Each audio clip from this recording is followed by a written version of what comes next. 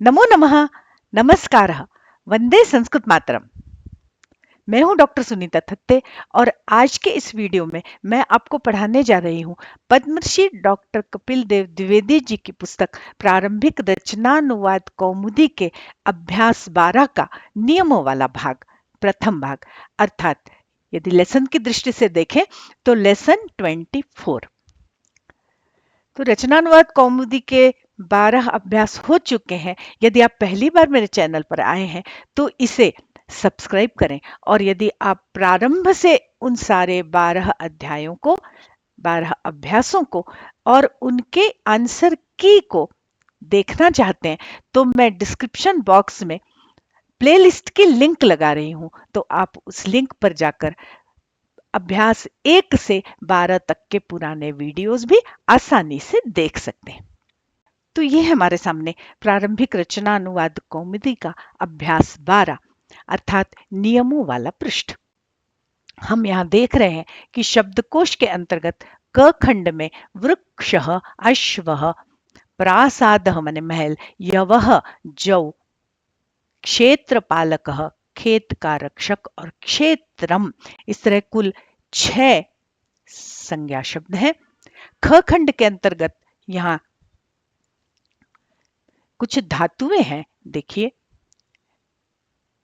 भी माने डरना, त्रयी रक्षा करना, आ उपसर्ग से युक्त नी, नी माने ले जाना, आ नी माने लाना, व्रु माने हटाना और अधि उपसर्ग युक्त ई माने पढ़ना। इस तरह से ये कुल 5 धातुओं का हम यहाँ पर ज्ञान प्राप्त करेंगे और साथ ही साथ हम इन 5 धातुओं का वाक्यों में प्रयोग करेंगे। इसके बाद ग खंड के अंतर्गत यहाँ बहुत सारे अव्यय हैं, देखिए। अतः मने इसलिए, अथवा, वा मने अथवा, अथवा मने भी अथवा, यदि का उपयोग हम हिंदी में भी करते हैं। सर्वत्र मने सब जगह, सदा सर्वदा मने हमेशा, अन्यत्र मने कहीं और जगह, और अवश्यम, इतने नए अव्यय शब्द हमारे शब्दकोश में बढ़ रहे हैं और हमारे शब्दकोश के कुल शब्दों की संख्या हो गई है अब 240। आज के इस पाठ में हम नियम 28 से लेकर 31 तक नियमों को देखेंगे, और आज के इस पाठ का जो मुख्य बिंदु है वो देखिए यहाँ पर। सर्वनाम स्त्रीलिंग, स्त्रीलिंग सर्वनाम हमें समझने हैं और याद करने हैं। साथ ही क्रू धातु के लट, लोट और लंग के रूप हमें याद करने हैं। और साथ ही अब हमारी विभक्ति यहाँ पर बदल गई है। अब यहाँ आज से मतलब इस पाठ से हम पढ़ेंगे पंचमी विभक्ति। हमने देखा वृक्ष डैश डैश क्षेत्रपालक, मतलब वृक्ष से लेकर क्षेत्रपालक तक के जितने भी शब्द हैं वो रामवत चलेंगे, वो राम के समान चलेंगे, अर्थात वो अकारांत पुल्लिंग शब्द है। और हमें अब याद करना है सर्व शब्द के स्त्रीलिंग के पूरे रूप स्मरण करो। देखिए, देखो शब्द संख्या 34 ग। तो हम चल रहे हैं शब्द संख्या 34 ग पर, और इससे संबंधित मतलब सर्वनाम पुल्लिंग, स्त्रीलिंग और नपुंसक लिंग शब्द रूप कैसे बनाएं, इससे संबंधित एक बहुत विस्तृत वीडियो मैंने बनाया हुआ है, यहाँ आई बटन पर लगा रही हूं।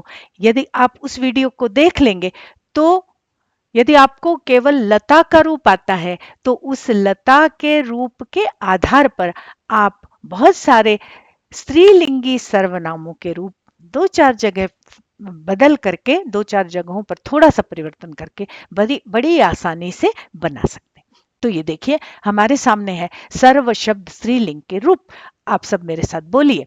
सर्वा सर्वे सर्वाहा, सर्वाम सर्वे सर्वाहा, सर्वया सर्वाभ्याम सर्वाभिः, सर्वस्यै सर्वाभ्यां सर्वाभ्यः, सर्वस्याः सर्वाभ्यां सर्वाभ्यः, सर्वस्याः सर्वयोः सर्वासां सर्वस्यां सर्वयोः सर्वासु। और यहाँ पर ये इनके संक्षिप्त रूप भी दिए हुए हैं, उनके आधार पर आप बाकी के शब्द रूपों को, सर्वनाम शब्द रूपों को भी आसानी से बना सकते हैं। उस वीडियो को देखेंगे तो आपके लिए बहुत आसान हो जाएगा। और ये देखिए कह रहे हैं कि तत्, यत्, एतत् और किम, ये सारे सर्वनाम शब्द जो स्त्रीलिंग में जब इनको चलाना होगा तो ये भी सर्वा इस स्त्रीलिंगी शब्द के समान ही चलेंगे। हाँ, इनमें क्रमशः तत् का ता, यत का या, एतत का एता और किम का शब्द बनेगा और इस ता के रूप चलेंगे। लता लते लता, जैसे हमने याद किया तो लता में से तो ल हटा दो तो ताते ताह, तामते ताह, तया ताभ्याम ताभी, वैसे ही रूप चलेंगे। बस वो तस्यै और तस्याह है ना, ये यहाँ पर चार स्थानों पर हमको लता नाम होता है पर तासाम बनेगा, वहां पर बस आपको चेंज करना है। बाकी लता से आप यत, तत्, एतत्, किम, सर्वा सबके रूप बना सकते हैं। चलिए कह रहे हैं कि क्रमशः ता या एता और शब्द बनते हैं और ता और एता के प्रथमा एक वचन में बस केवल सा और ऐशा हो जाता है ना। जैसे लता लते लता हमें ताते ता बना तो ता की जगह हमें सा कर देना है, सा ते ता, ताम ते ता, और शेष सारे सर्वा के समान ही चलेंगे। अब यहाँ कह रहे हैं क्रू धातु के लट, लोट और लंग के रूप स्मरण करो, देखो धातु 36। तो धातु 36 का पृष्ठ देखने के बजाय हम क्रू धातु के लट, लोट और लंग के रूप यहीं पर डिस्प्ले कर रही हूं मैं, तो आप लोग सब मेरे साथ बोलिए। करोति कुरुतः कुर्वन्ति, करोति कुरुतः कुर्वन्ति, करोषि कुरुथः कुरुथ, करोमि कुर्वः कुर्मः। ये लट लकार हो गया। अब देखिए लोट लकार, ये चूंकि अलग गण की धातु है, इसके रूप भ्वादिगण की तरह नहीं चलते, इसलिए यहाँ पर तनादिगण की धातु है, यहाँ पर क्रू धातु के रूप आपको अलग से समझाए जा रहे हैं। तो लोट लकार में बनेगा करोतु, कुरुताम, कुर्वन्तु, कुरु, कुरुतम, कुरुत, करवाणि, करवाव, करवाम। अब ये आपके सामने है लंग लकार क्रू धातु। तो देखिए अकरोत, अकुरुताम, अकुर्वन, अकरोहो, अकुरुतम, अकुरुत, अकर्वम, अकुर्व, अकुर्म।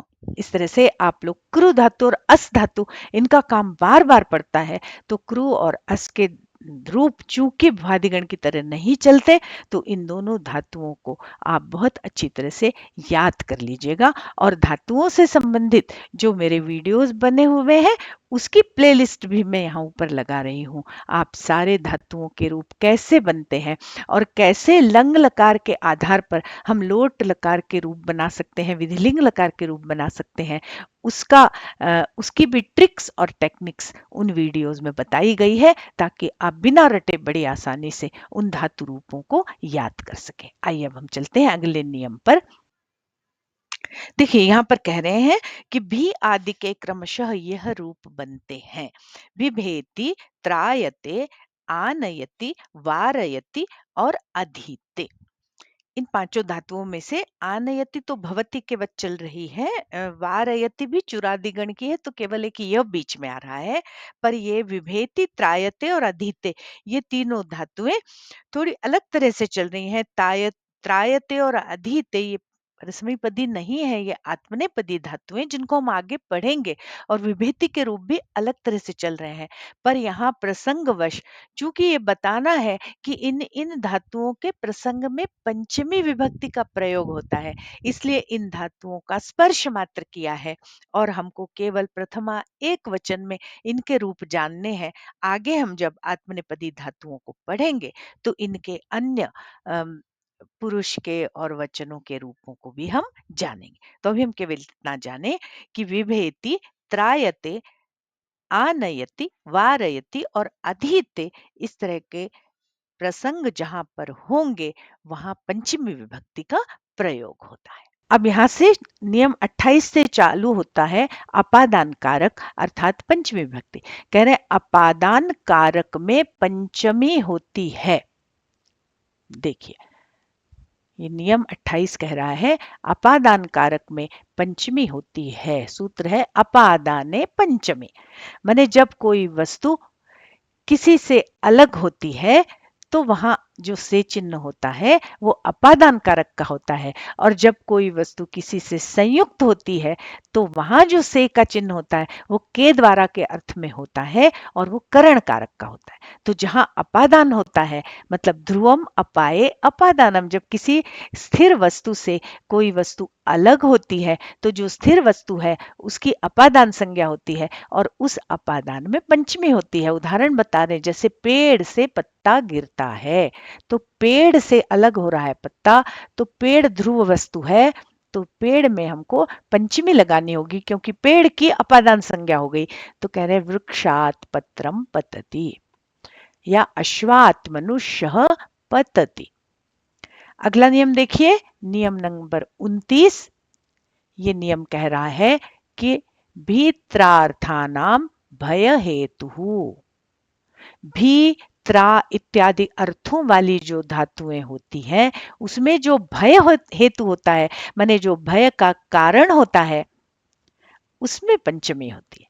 जैसे चोर से डरता है तो डरने का कारण कौन है? चोर है, या चोर से बचाता है, रक्षा करता है, तो रक्षा करने का कारण कौन है, या किससे बचा रहा है?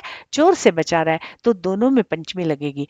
और कह रहे हैं भय और रक्षा अर्थ वाली धातुओं के साथ भय के कारण में पंचमी होती है। उदाहरण दिए, चौरात या चोरात विभेति, देखिए इन संधि के नियमों से त के स्थान पर द हो गया, या चौरात या चोरात त्रायते।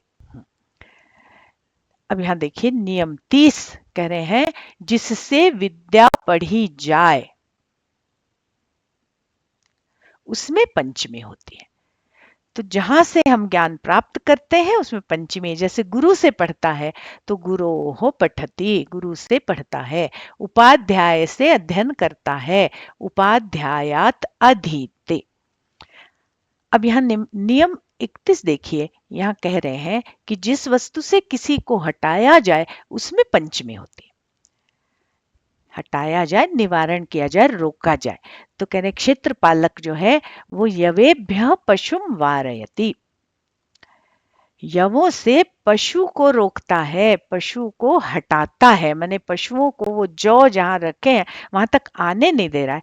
तो फिर जिनसे बचा रहा है या जिनसे हटा रहा है पशुओं को, उसमें पंचमी लगेगी और यहाँ पर बनेगा क्षेत्रपालक यवेभ्य पशुम वारयति अथवा निवारयति। तो अभी हमारे सामने है अभ्यास 12 के क्रियात्मक वाले भाग का पृष्ठ। इस पृष्ठ के अंतर्गत हमको सर्वनाम स्त्रीलिंग, क्रू धातु और पंचमी विभक्ति से संबंधित अनुवाद करने हैं और उससे संबंधित प्रश्नों को हल करना है।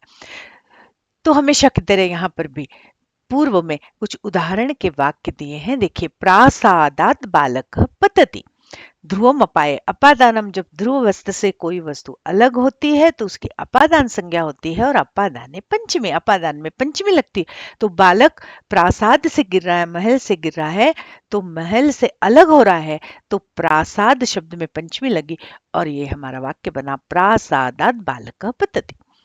तस्याह लतायाह एतत् पुष्पम पतति, लता से पुष्प गिरता है तो लतायाह में पंचमी लगी, लता में पंचमी लगी, लतायाह बना। लतायाह पुष्पम पतति, ये तो अपादान कारक का ये उदाहरण हो गया।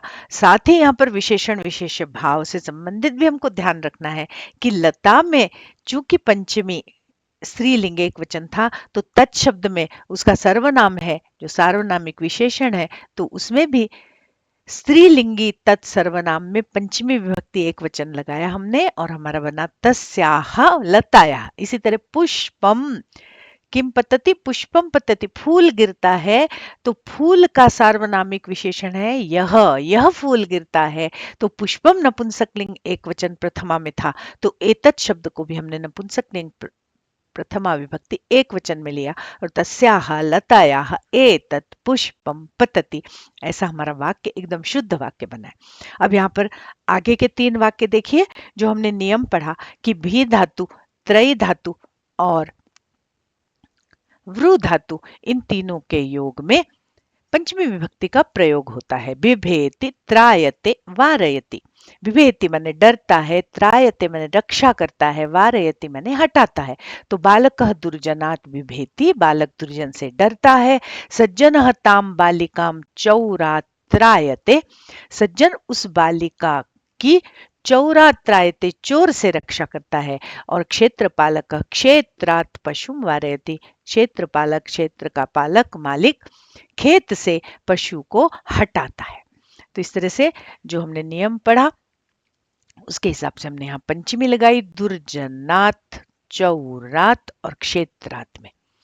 अब यहाँ आगे के जो 2-3 वाक्य हैं उनमें विशेषण विशेष भाव को समझ के हमें वाक्य रचना, यहाँ पर वाक्य रचना की गई है और मुख्य रूप से स्त्रीलिंगी सर्वनामों का प्रयोग किया है। देखिए, एताम लताम पश्य, एतत् स्त्रीलिंग सर्वनाम। काम कन्याम पश्यामि, इस लता को देखो। काम कन्याम पश्यसि, किस कन्या को देखते हो।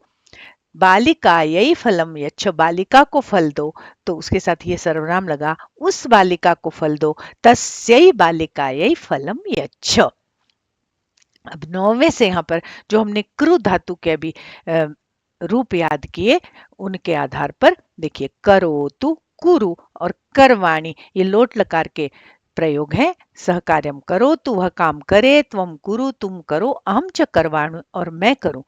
सहकार्यम अकरोत, त्वम अकरोह, अहम च अकरवम, ये लंग लकार के कृ धातु के प्रयोग करके आपको उदाहरण के वाक्य दिए हैं।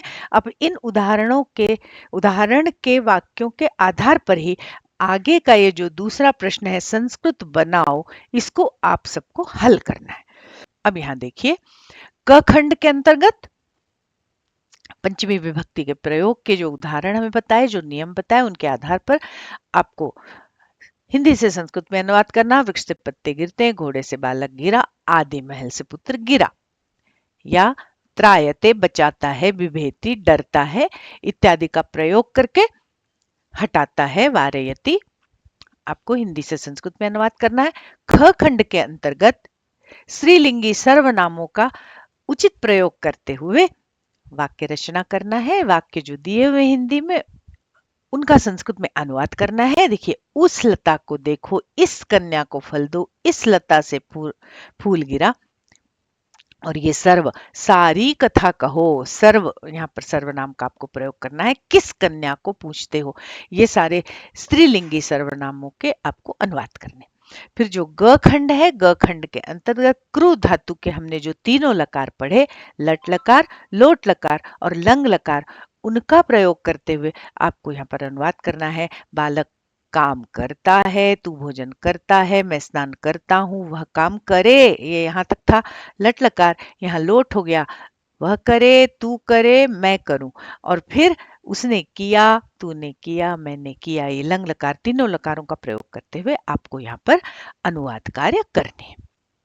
अब देखिए, यहाँ पर आगे कुछ अशुद्ध वाक्यों को शुद्ध किया है, उसको ध्यान से देखें और उस प्रकार से और उस दृष्टि से हमेशा हम शुद्ध वाक्यों की ही रचना करें। देखिए, बालकः अपतत, बालक गिरा, कहां से गिरा, अश्व से गिरा। यहाँ लिखा है अश्वेन बालकः पतत, यहाँ तृतीया लगी है। तो अभी हमने पढ़ा कि अपादाने पंचमी, जब कोई चीज अलग होती है तो तृतीया नहीं लगेगी, पंचमी लगेगी और हमारा शुद्ध वाक्य बनेगा अश्वात बालक पतति।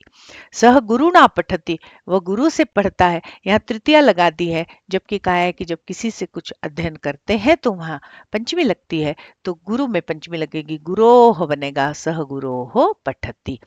तम कन्या फलम यच्छ, तम कन्याम फलम यच्छ, के अनुसार लगा या नहीं भी लगा तो भी है तो अशुद्धि। उस कन्या को फल दो, को लगा है, उस दृष्टि से यहाँ पर हम कभी कभी द्वितीय लगा देते हैं, पर ये नियम है कि जिसको दिया जाता है ना, संप्रदाने चतुर्थी, देने के अर्थ में चतुर्थी लगती है, तो यहाँ पर तम कन्याम नहीं होगा, कन्या यही होगा और उसका विशेषण भी, सार्वनामिक विशेषण भी चतुर्थी एक वचन में जाएगा और हमारा वाक्य बनेगा तस्यै कन्यायै फलम यच्छ।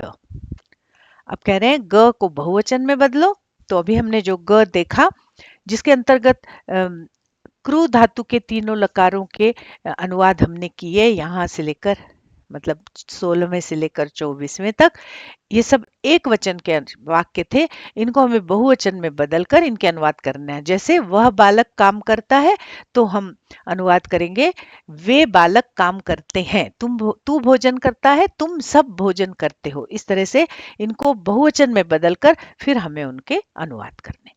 आगे कहना, क्रू धातु के लट लोट लंग के पूरे रूप लिखो, जो हमने अभी इसी वीडियो के शुरुआत में हमने याद किए हैं। उनको आप लोग कॉपी में नोट कीजिए। इसी तरह सर्व, तत्, यत्, एतत् और किम के स्त्रीलिंग के रूप लिखो। तो इसके लिए भी मैंने आपको पहले भी बताया था कि इसका एक व्यवस्थित वीडियो बना हुआ है। पहले भी उसको आई बटन पर मैंने लगाया है और यहाँ पर फिर से मैं एंड स्क्रीन में वो वीडियो लगा रही हूँ। उस वीडियो को देखकर आप सर्व, तत्, यत्, एतत् के स्त्रीलिंग ही क्यों, पुल्लिंग और नपुंसक लिंग के रूप भी केवल लता और बालक, इन दो रूपों के याद रहने पर आसानी से बना सकते हैं। तो उस वीडियो को आप देखकर रूप बनाना सीख लीजिए। बाकी सर्वनाम के इस वीडियो में ये सारे शब्द रूप बने हुए हैं। उस वीडियो को देखकर उन शब्द रूपों को आप अपनी कॉपी में नोट कीजिए। ये वाक्य आगे देखिए, कह रहे हैं वाक्य बनाओ। यहाँ पर कुछ क्रियापद और एक आधा अव्यय भी दिया है, अन्यत्र। तो इनको पतति, विभेति, त्रायते, वारयति और अधीते और अन्यत्र, इन शब्दों का प्रयोग करके आपको संस्कृत में वाक्य बनाने हैं। और यहाँ कुछ रिक्त स्थान वाले वाक्य दिए हुए हैं, तो आपको उचित क्रिया का या उचित किसी भी कारक का प्रयोग करते हुए इन रिक्त स्थानों की पूर्ति करना है। तो इस तरह से यह हमारा पाठ यहीं पर समाप्त होता है। आज के लिए बस इतना ही। आशा है कि आज के इस वीडियो में पढ़ाई गई सारी अवधारणाएं आपको बहुत अच्छी तरह से समझ में आ गई होंगी। तो जल्दी से वीडियो को लाइक कीजिए, अपने मित्रों के साथ शेयर कीजिए और अपने अच्छे कमेंट्स दीजिए। बहुत शीघ्र मिलते हैं इसी तरह की किसी नूतन अवधारणा के साथ या इस पाठ की आंसर की के साथ। तब तक के लिए नमस्कार। जयतु संस्कृतम, जयतु भारतम, पुनर्मिलामः।